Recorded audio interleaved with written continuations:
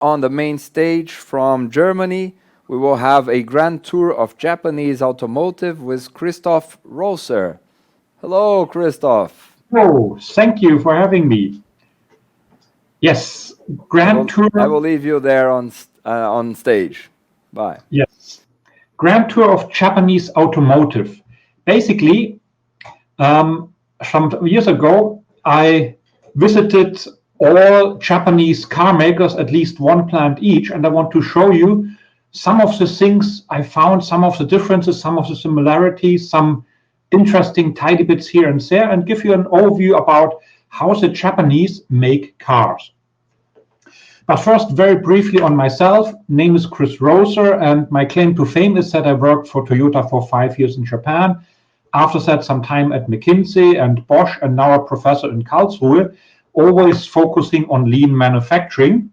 And you may know me through my writings. I do write a lot, and most best known is my blog all about lean.com. And all of the stuff I'm telling you today, you also find in some form on my blog. Also, just recently, I published a book on pull production, which has been called the Bible of Pull Production, has received the Shingo Publication Award. And I will be talking about this one too, an hour later in my next session afterwards. But that's enough about me. The topic is automotive, Japanese automotive. And I spent half a year in Japan traveling all over the place. I visited around 50 different manufacturing locations, not only automotive, but of course with a focus on automotive. And this one here is an overview map with all the different locations. Of course, coming from Toyota, my focus was on Toyota, and I visited a whole bunch of different Toyota plants in Kyushu, in Motomachi, in Tsutsumi, in Takaoka, and also Lexus Tahara, and also a Toyota supplier in Gifu Auto Body, and a whole bunch of Toyota plants. But also I visited a couple of Nissan locations, Subaru, 2 Mitsubishi locations, both Mitsubishi Fuso and Mitsubishi Motors, Suzuki, and Mazda. So all of the 7 major car makers I have visited. And today I want to talk a little bit about what I found. We don't have enough time for all of them. So I will look at Toyota, Nissan, and Mazda, and also others you can find more on my blog, or if you have a question, well, if you have time at the end for questions. And I also want to give a little bit of a comparison between those. So many different car makers. It was very interesting, great tour. The first one is Toyota, and you all know Toyota. It is basically the archetype for lean. They invented lean. They didn't invent everything in lean, but putting different methods together in a way that makes the Toyota production system. That's basically how lean started. And Toyota did this very well. Toyota is a company, and I've worked there for 5 years. Toyota is a company where it's very open and very consensus oriented. Unfortunately, it feels like with the current CEO, Akio Toyoda, it is changing. He is the CEO of Toyota Motors since 2009, so around 13 years. And unfortunately, it feels like he's getting a different mindset in Toyota. And of course, it's hard to measure. It's just kind of a gut feeling from me and also from other people I've talked with in Japan who know Toyota well. And it almost feels like an American style of management. Before, at Toyota, it was always possible to disagree and find a solution together. But now, Toyota doesn't like disagreement. If you're in upper management at Toyota and you disagree with Akio Toyoda, that may be a career-ending move. And unsurprisingly, he is getting more and more surrounded by yes men, which I find dangerous for the company, which I like quite a lot. Advertisement also has become much more buzzwordy, and they're putting lots of pathos and so on. So it is changing, and unfortunately not for the better. I even talked with some people from Denso, and Denso is one of the auto part makers in the Toyota group. It's the biggest automotive supplier worldwide. And Denso is now trying not to have its people go to Toyota because they are worried that they get infected with a bad culture. Before, there was a lot of exchange, and people between Denso and Toyota and many other companies of the Toyota group were always interacting and kind of spending moving the desk for a few months with other company. But that is slowing down, and there is a not so good change in leadership going on in Toyota, even though it's hard to measure, but I think it's getting worse. But some other things at Toyota are also getting better. Toyota is working on a flexible assembly line, and maybe you know flexible assembly line as a line which can make different types of cars on the same assembly line. That's what we normally see as flexible assembly line. But Toyota is also doing something different. They also call it flexible assembly line, but it's a little bit different. The picture here you see here is a model from a Toyota assembly line, a conventional model with lots of overhead equipment and stuff, and they want to get rid of the overhead stuff. They want to make it more flexible, and below is kind of the future vision of their assembly line, where they don't have those overhead equipment anymore, which blocks the light.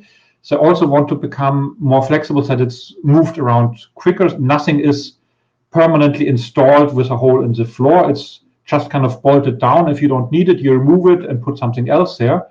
So they want to be able to change the line quickly and with minimal effort. And there was also a video, and I can't show you the video, but I can show you a few pictures from it. Here you see a screenshot of the video of the Toyota assembly line, and here in the back there is a U where yeah, you can see my mouse pointer. Here's a line in the back, and they want to make this line longer. And normally that would be a major process, ripping out stuff, digging holes, kind of a major effort. But here they do it within 1 weekend.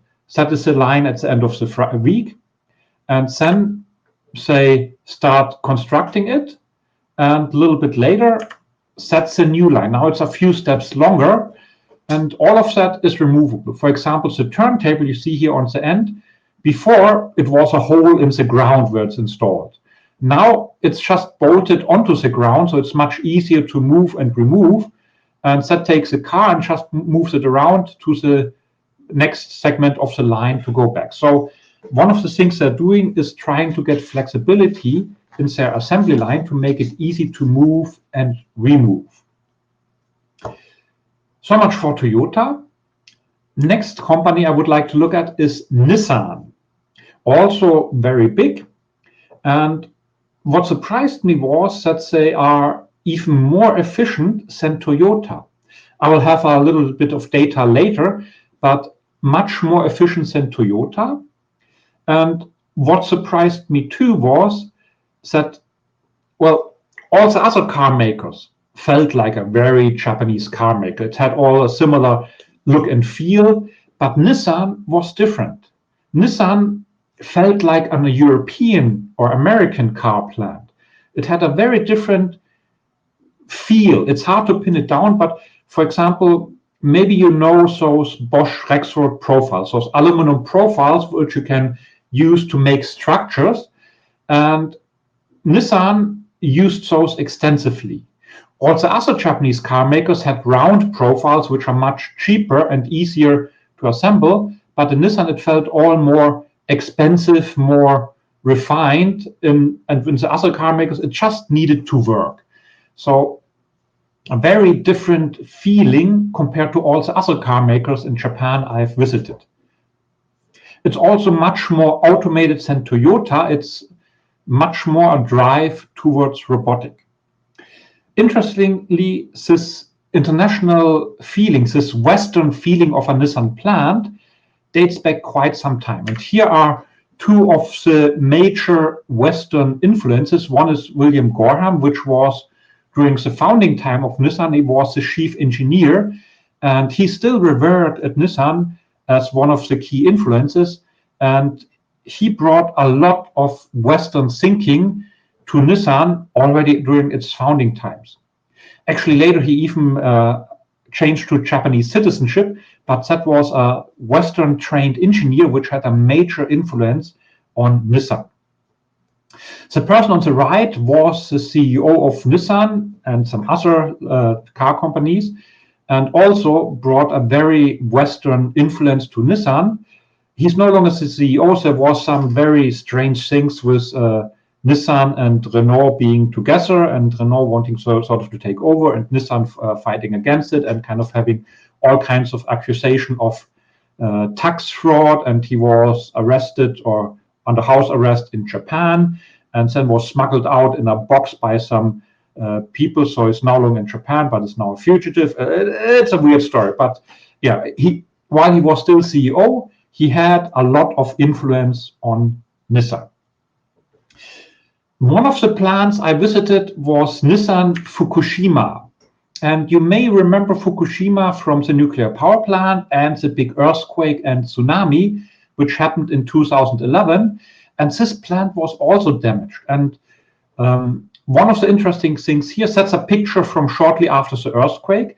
Luckily, nobody died, but the ground was quite twisted, and the ground moved upwards up to 15 centimeters, and they had this 15 centimeter jump in the ground, which was, of course, difficult for a plant to fix. So we're thinking, shall we make a completely new level floor? But they went for a cheaper option. So if you visit Nissan Fukushima, you will see a lot of places where the floor is level. Then you have a ramp for 15 centimeters, and then it's level again. And that's because of the earthquakes they had, where it moved quite a bit. And the question was, shall they close the plant? But actually it was Charles Ghosn who said, no, we stand with our employees. It's an important location. It's kind of one of the few companies in this region of Fukushima. And he decided, we will keep the plant, we will keep the employees, we will fix the floor and get everything going again. And now the plant is active again, producing engines and engine blocks for Nissan. So interesting location. I also visited another Nissan plant near Yokohama. And again, both of them felt very European compared to other Japanese plants. And both of them are much more automated than Toyota and many other Japanese car makers. So very interesting. Mazda. I visited a plant in Hiroshima, and Mazda is one of the, let's call them smaller car makers. They make only around 1 million cars per year, and they're, at least were famous for their Wankel engines. You see an animation in the upper right of this Wankel engine, a rotary engine, and for quite some time Mazda was the only car maker producing those kinds of rotary engines. They no longer do it, but that was very interesting. It was also a well-organized plant. Compared to other Japanese plants, I found few andon boards, few of those display boards which showed you which station has trouble, which one does not. Was also very ergonomic, was efficiency almost like Toyota and Nissan, so also very efficient. And overall, I liked the plant quite a lot. At the bottom right, you see some pictures of the assembly line, or kind of models of the assembly line. And it did have some walking back and forth, more so than Toyota, where the employee had to move from one side where there was a big kit to the other side. So it was a little bit walking back and forth, a little bit more than what I saw at Toyota and Nissan.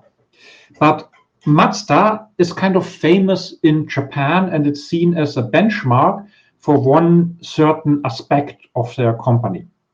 And to explain this, I have to go back a little bit in history to 1990s.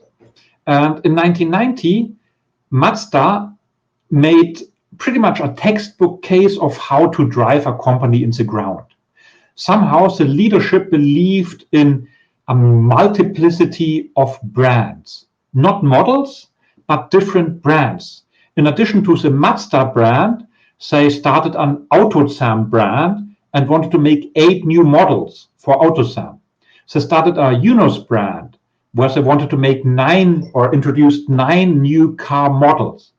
They had an Affini brand where they made 5 new models. They had an additional brand M2 where they made 3 new car models. And they wanted to have a luxury brand Amati where they thought about 2 new models. So altogether a whole flower bed full of car models for actually small car maker.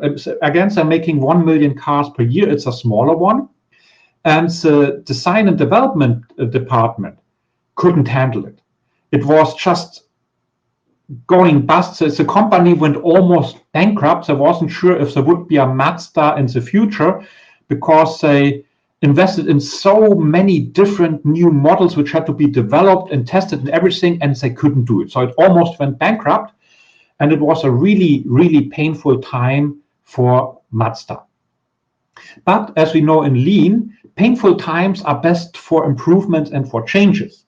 And they learned a lot from that, and they went from this multitude of different models and brands in the opposite direction. And in Japan, Mazda is the role model for their platform approach, where they try to have one common joint platform and make many different models and cars from one joint platform. It's called a Sky Active platform, that's the name of it. And it is seen as a benchmark amongst Japanese car makers. Toyota actually made a joint venture. Toyota bought some shares of Mazda, like I think 12%, if I remember correctly, because Toyota wanted to learn how does Mazda do this platform approach, and how does Mazda try to get a different models while keeping as much the same as possible, and as in turn making it as inexpensive as possible. So Mazda did a really, really good job with that and is seen as a benchmark for the platform strategy in Japan. The last company I would like to talk about a little bit more, it's Mitsubishi. And I said it's a Japanese company, but that's actually no longer true because it was cut into pieces and sold. The Mitsubishi motor is now part of the Renault-Nissan Mitsubishi alliance. Mitsubishi Fuso, which makes truck, is Daimler. And a lot of long-term Mitsubishi employees, it pains their hearts that the diamonds of Mitsubishi are now in another box of other car makers. But I still visited them, both the trucks and the motors, and also found some interesting cost savings, which you can find in many different Japanese car makers, where they try to, it doesn't matter how it looks as long as it works. For example, they had an automated guided vehicle which pulled a train of material. It's sort of a milk run which has an automated guided vehicle. And in the Western world, you could probably buy one of those vehicles for like 50,000 euros or $50,000, almost the same. But Mitsubishi went for a cheaper option. And basically, a nearby golf course went bankrupt. And they bought all of their golf carts for like 1,000 euros a pop. So they had all of those golf carts and just added some computer and IT to it and turned this golf carts into self-driving vehicles, an automated guided vehicle. It drives independently, no driver, and pulls the material through the factory. They added some lights on top to show the status. Toyota did something similar. Toyota even removed the seats and the steering wheel. Mitsubishi still kept the steering wheel and the seats, so if necessary, an employee can just hop in and take over and drive the thing around manually, but usually it's driving automatically. So just an example where they save cost by, instead of spending 50,000 euros per HEV, They spent like 1,000 euro for a golf cart, and then of course some add-on work to turn this into an HEV. But I thought that was very interesting, and also something similar again at Toyota. So very interesting how they do it. I could talk more about different car makers, but to keep some time for questions, I'm seeing a lot of questions popping up in the chat if I look to the right. But before I go to the questions, I want to give you an overview. And I was looking at efficiency.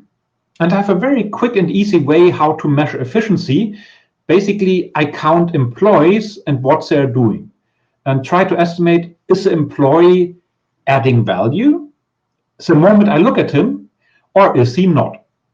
And usually, if the employee is assembling something on the car, I consider it value added. May not always be true, but usually if he's assembling something at the car, I consider it value add. If he's not assembling at the car, then it's non-value add. Maybe he brings some material, or he waits for the next car, or he talks with somebody. But I try to figure out for any given time, is the employee right now doing value add, or is he doing non-value add? It's called waste, but it sounds so nasty to call it waste, but it's non-value add or value add. And I try to count the moment I see him, value add or non-value add, and based on that, I try to figure out a percentage of value added time of the employees at the assembly lines. I have more about this on my blog too, how I do this with some videos, but just here's the results. Here you see the 7 car makers again, and different plants and different lines.